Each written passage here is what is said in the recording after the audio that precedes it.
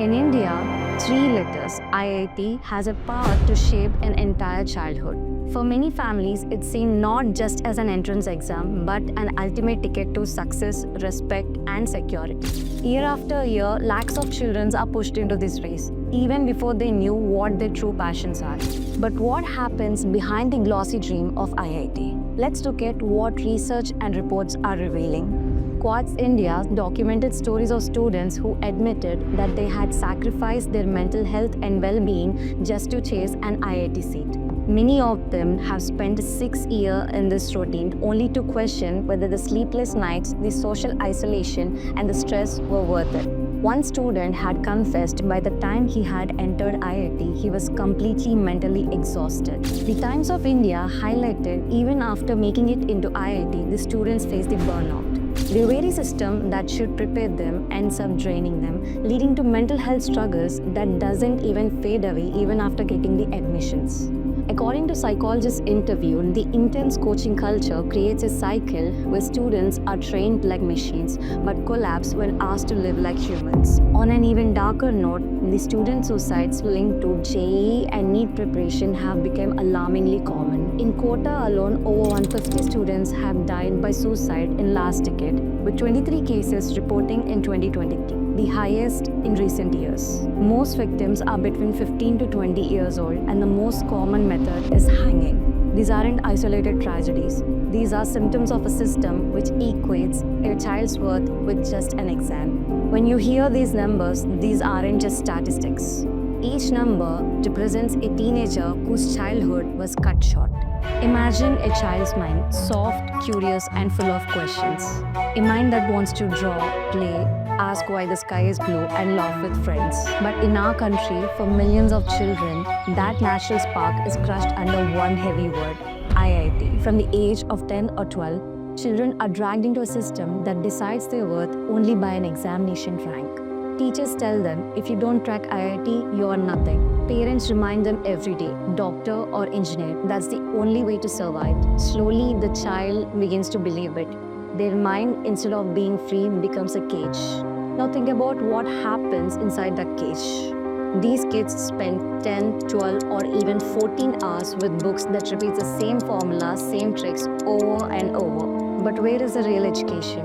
Where is the learning about history, arts, sports, communication, teamwork, and social knowledge that actually prepares us for life? They are missing, and when these children grow up, they cannot feel confident in themselves, cannot express their feelings, and cannot even connect with people.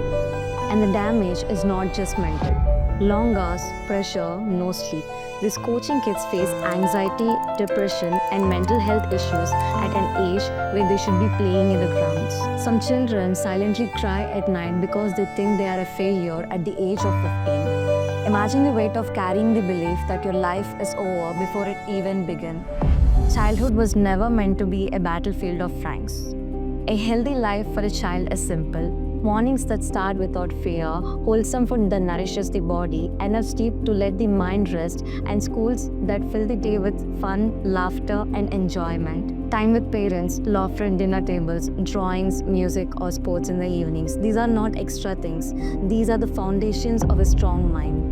When children experience crafts, play, teamwork, and basic education that makes sense to real life, they grow into a happy and confident adults. Imagine a lifestyle where child wakes eager to go to school, not dreading the hours of coaching. That's the kind of India we must dream of.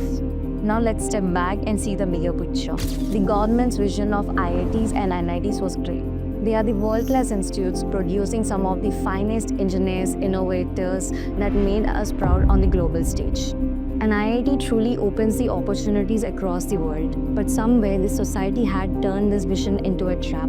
Coaching centers have mushroomed everywhere, eating the childhoods alive. Schools themselves have forgotten the essence of real education. Curiosity, creativity, holistic learning. But instead, they have become the feeders for the coaching institute. Parents forget that their children are human beings, not rank machines. Compare this to countries like Finland, Germany, or even Japan. These schools focus on practical education. Children learn by doing, project, teamwork, and creativity. In those countries, becoming a teacher, artist, designer, or an entrepreneur is equally respected as becoming a doctor or an engineer. Meanwhile, here in India, the hypocrisy is clear. We clap for IIT engineers and MBBS doctor and forgot the rest. If your child says, I want to be a musician, society calls them a waste. If they say, I want to study literature or play sports, people will laugh. This is not a progress, this is a prison. And the most heartbreaking part, children themselves start believing they are useless if they don't get into IIT. A 16-year-old who doesn't crack an entrance exam feels like their entire life is worthless. Can we imagine the pain? This is how the self-confidence dies. So what do we need to do? First, we need to bring back the essence of school education. Schools should be enough to prepare children for life, not just coaching factories. Second, the government must act, regulate coaching centers, create awareness, and open more career paths. Third, as a society, we must stop worshipping only two careers. Let our children be, let them choose. Because the truth is simple.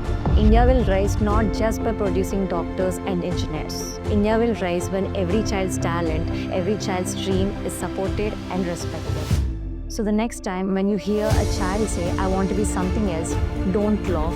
Listen and support them. Because one destroyed childhood is not just a family's loss, it is a nation's loss. Think about it. What are we building? Ranks or real human beings? Jai Hind.